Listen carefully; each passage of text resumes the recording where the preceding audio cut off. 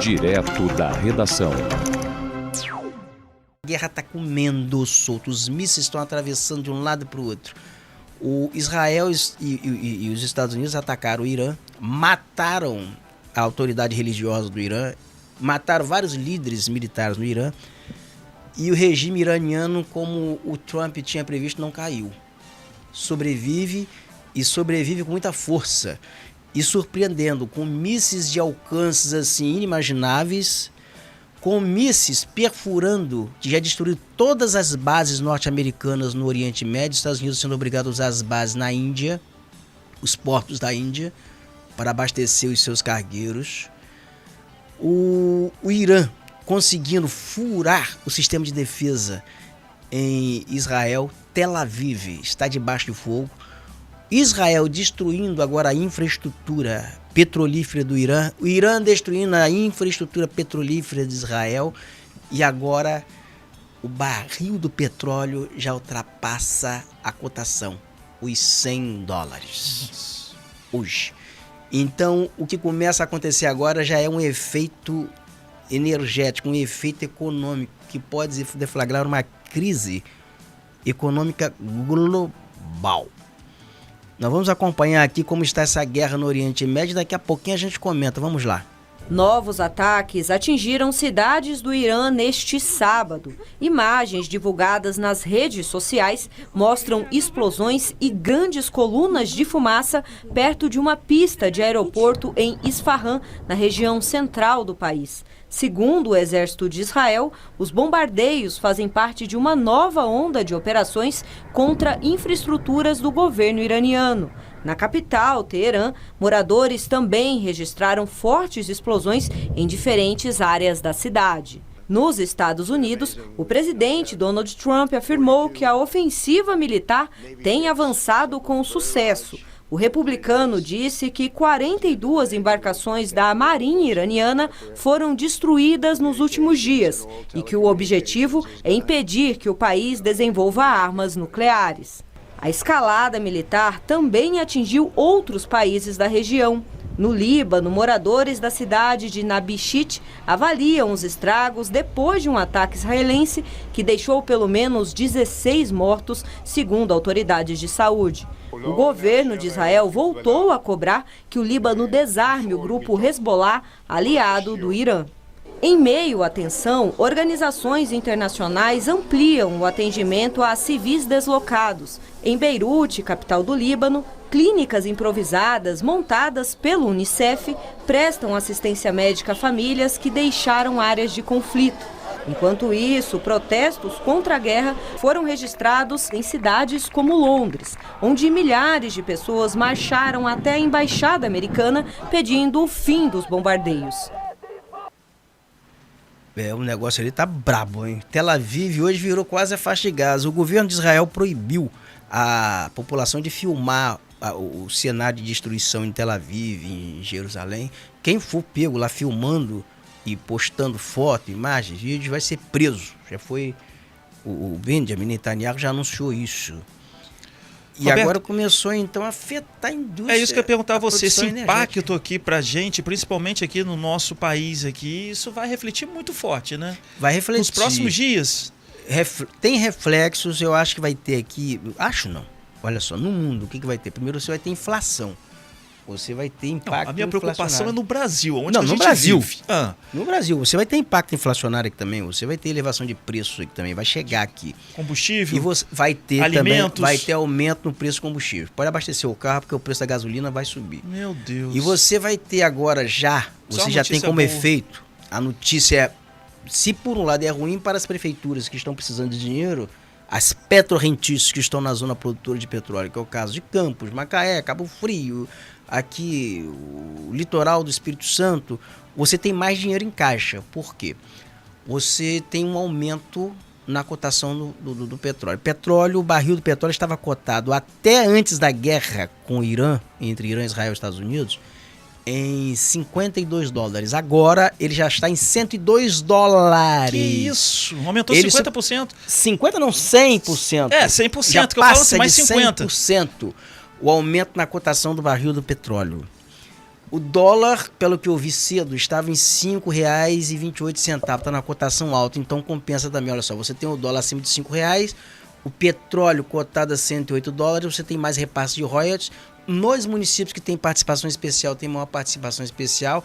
Petrobras vai ter que aumentar sua produção de petróleo, que é vantajoso, vai ter que aumentar a produção, vai acelerar pré-sal e revitalizar de repente os poços maduros, onde tem petróleo aqui, tirar petróleo, porque está em queda. Hoje nós respondemos aqui por pouco mais de 20% do que é extraído de petróleo no Brasil, e já representamos 80%.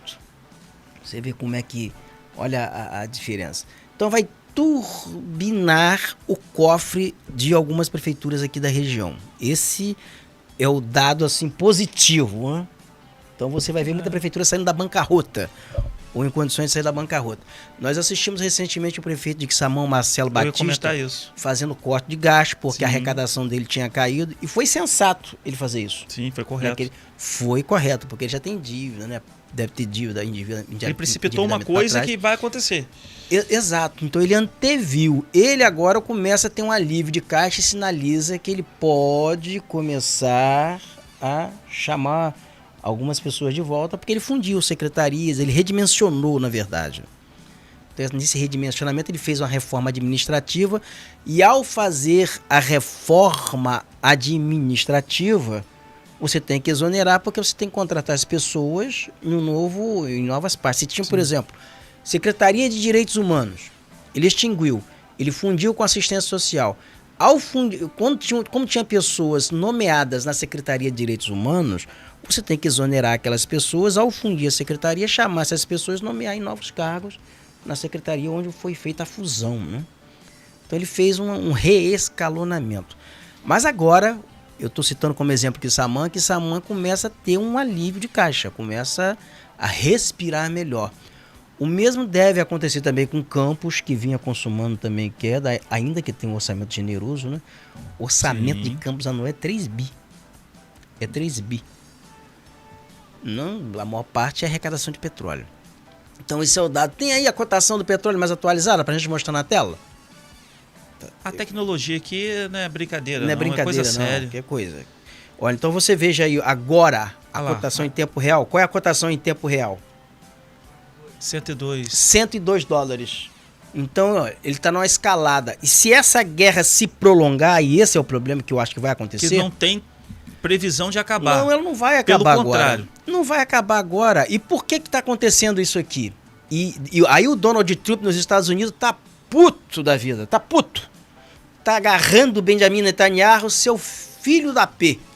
Você não combinou isso comigo. Porque ele não podia afetar a infraestrutura petrolífera do Irã, porque ia provocar um aumento na cotação do petróleo e afetar, acelerar a degradação econômica interna nos Estados Unidos. Então Benjamin Netanyahu fez algo que ele não combinou com o Trump, ao atacar a estrutura. Aí o que acontece? O Irã retalia, vai lá e destrói a infraestrutura petrolífera também de Israel. Nossa Senhora. Então isso aí provocou um redemoinho no mercado e atingiu e fez o quê? Fez o que o Irã esperava que fizesse e que quer que faça. Porque a guerra do Irã, o que se contabiliza numa guerra, não é o número de mortos. Morreu mais gente no Irã, mais gente nos Estados Unidos. Não. O que se contabiliza numa guerra são os objetivos. E qual é o objetivo do Irã nesse momento? Destruir Israel. Está destruindo a infraestrutura de Israel. O objetivo do Irã, provocar gastos nos Estados Unidos, economicamente, derrotar os Estados Unidos economicamente, sufocar a estrutura econômica dos Estados Unidos. Por quê? Os Estados Unidos, o dólar é atrelado ao petróleo,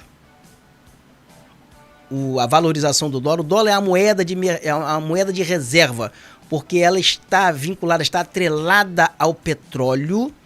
E o petróleo, ele é valorizado porque também está atrelado ao dólar. Em contrapartida, o que acontece? As empresas que operam ali no Golfo Pérsico, é o grande financiador de Wall Street, do mercado financeiro nos Estados Unidos, porque você tem reserva em dólar, você tem o quê? O dólar está vinculado à maior matriz energética, o petróleo, que é a maior matriz energética do mundo ainda. Quando você afeta esse mercado, quando você vai no centro que está operando esse mercado e destrói tudo, você afetou a economia dos Estados Unidos, e a guerra ali é comercial. Você só quebra o poderio militar dos Estados Unidos se você quebrar a hegemonia econômica. Os Estados Unidos atingiu a hegemonia econômica graças ao seu poderio militar e agora sustenta o poderio militar com a sua hegemonia econômica. O objetivo do Irã é destruir isso. Então, quando o Irã destrói aquelas bases dos Estados Unidos no Oriente Médio, quando o Irã afeta o mercado, provoca essa crise mundial, fecha o Estreito de Hormuz, tranca ali 20%, 30% do petróleo mundial, acelera a crise na Europa, acelera a crise nos Estados Unidos, favorecendo a multipolaridade. China e Rússia, que fica por fora orientando o Irã, vai quebrando a hegemonia norte-americana. O Donald Trump vai virar pó, porque internamente nos Estados Unidos essa opção dele não se sustenta. O Benjamin Netanyahu conduziu o Donald Trump para um atoleiro sem precedentes. E eu estava olhando, Fabrício, os mísseis do Irã, eles saem de dentro de cavernas, é o Fatah 2. Eles estão dentro de cavernas nas montanhas, assim, é tudo subterrâneo. Eles soltam aqui, eles se fragmentam no ar, eles driblam o sistema de defesa em várias camadas e atinge o objetivo, assim, e é bem otimizado os objetivos que eles atingem. Então é um negócio que ninguém imaginava que o Irã tinha desenvolvido aquela tecnologia sob sanção. Eu estou vendo aqui o resumo da situação de um número de mortos. 1.200 a 1.332 civis mortos, incluindo mulheres e crianças, 160 mortos também nos ataques específicos de escolas femininas do Irã. Nas baixas militares, 7 militares americanos morreram. Navio de guerra, 104 tripulantes iranianos também morreram. Ou seja, apesar de tudo isso que você está falando, a gente não pode esquecer de mencionar isso. Né? Fabrício, olha só, numa guerra, a primeira vítima é a verdade. Há fatos que não estão sendo devidamente narrados pelo governo norte-americano e governo de Israel. O número de baixas nos Estados Unidos é bem maior, isso passa de 200, está morrendo muitos soldados norte-americanos. Essas bases estão todas destruídas no Oriente Médio, não morreu ninguém ali, morreram 6 pessoas. Não. O Destroyer norte-americano, que era grande... Eles omitem essas informações, né? Omitem. O Destroyer norte-americano, o Abraham Lincoln, está todo avariado, foi atingido por mísseis hipersônicos. Então isso não é brincadeira. Se você olhar a imagem, as fotos que eu recebi aqui de Tel Aviv, você viu como ficou a faixa de Gaza. Não fica devendo nada a faixa de Gaza. Está tudo destruído. O Benjamin Netanyahu está como um rato escondido em porão com medo de morrer. Então, assim, o negócio não está fácil, não. Os Estados Unidos estão abastecendo a sua frota em portos cedidos pela Índia. O Abraham Lincoln saiu em fuga do Oriente Médio. Saiu em fuga a 1.000 quilômetros de distância para não ser mais atingido. Está avariado. Tanto é que os Estados Unidos mandou um outro destroyer para lá, o Gerald Ford. Se está ganhando a guerra, se não sofreu avaria, por que vai mandar outro? Você precisa reforçar time que está ganhando? Não tem lógica isso, né? Então, e no próprio Pentágono hoje, há uma confusão muito grande que as pessoas querem entender qual é o objetivo de Donald Trump com essa guerra. Porque ele não tem objetivo nenhum. Ele achou que ele fosse entrar numa guerra, que era um videogame, que ele fosse entrar em uma semana, destruir tudo e sair. Guerra, quando entra, como dizia Colin Powell, você pode... O problema de uma guerra não é entrar, é depois sair dela. Ele já busca uma saída honrosa, ele não tem. E o Irã não vai parar com o que está fazendo, não. O Irã está preparado para essa guerra aí e a longo prazo. O Irã é uma encruzilhada, cara. O Irã tá ali um eixo de ligação entre o Oceano Índico, entre o Golfo Pérsico, entre o Ocidente. Então tá na rota da seda. O Irã é estratégico para a China e para a Rússia, para a rota da seda da China. Tem uma linha férrea hoje que nasce da China, vai até o Irã. Então aquilo dali é estratégico. A Rússia tem negócio no Irã. Uma das usinas nucleares que estão sendo desenvolvidas hoje no Irã tem investimento russo, tem técnicos russos lá dentro trabalhando.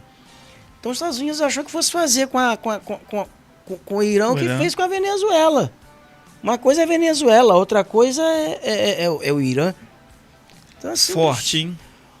forte. Agora nós vamos ter aí o petróleo podendo chegar, se essa guerra se prolongar por 4 meses, no nível em que está aí, Mas isso vai bater né? $130, $150. Oi? Mas vai, né? Com certeza vai estender essa guerra. Olha, se não houver uma mediação e... Você acha que existe essa possibilidade de haver uma mediação? Eu acho que não. Eu não sei como é que vai ser, sabe por quê? Matou uma autoridade religiosa no Irã. Eles mataram o líder religioso do Irã. Vocês estão preocupados com isso, Roberto? Não, não é preocupado, mas a questão é a reação. Você imagina matar o Papa da Igreja Católica. Chega dentro do Vaticano, porque o Atolá Khomeini, ele é o Papa, ele é autoridade religiosa para os muçulmanos ali no Mas Irã, será que para estão os pensando para os nisso? É xiitas. isso que eu quero que você entenda. Eu acho que ali é o Benjamin Netanyahu tentando sobreviver politicamente, porque se parar a guerra ele vai preso em Israel. Ele é acusado de corrupção em Israel. Ele levou Israel para uma guerra, ele matou gente em Israel, ele está levando jovens. Ô Fabrício, você imagina aqueles jovens muito bem criados, aqueles jovens em Tel Aviv, são pessoas inocentes em festa envolvidas rave. nessas questões. O cara judeu é rico. O jovem judeu é rico, vive em festa rave, ali nos territórios ocupados, Nova York, Europa, nas maiores badalações, cheirando, fumando, dando, pintando cacete. Porque aquilo é uma perversão só. Você imagina você pegar aquelas meninas, aqueles jovens, todos bem criados, mandar para um fronte, cara, para guerra com Hezbollah, guerra na faixa de Gaza, guerra, entrar num avião para tentar bombardear Israel, morrer gente. Você acha como é que tá a família, como é que tá Israel internamente nesse momento? Aquilo é uma confusão só. E o seu primeiro-ministro acusado de corrupção, roubo, Benjamin Netanyahu. E para não enfrentar um processo de prisão, a guerra tem que continuar. Então está pensando nele. Agora, como ele leva Donald Trump para isso, ele deve ter um instrumento de chantagem muito grande contra Donald Trump. Provavelmente o relatório Epstein. É aquele relatório de pedofilia, que Donald Trump é um pedófilo que está emitido naquele relatório. O Bill Clinton está emitido naquele relatório, as autoridades mundiais, o príncipe da Grã-Bretanha metido com o Epstein. Esse cara ficou um tempão agenciando meninas, crianças, drogas, tudo quanto, coisa ruim com essa gente. E o Mossad, ele era agente do Mossad. Então o Donald Trump tem isso. O Donald Trump está nas mãos do Benjamin Netanyahu. Isso é o que se ventila, isso é o que fala. Porque alguém em sã consciência iria entrar numa guerra a pedido de um maluco, de um doido? Tem coisa aí.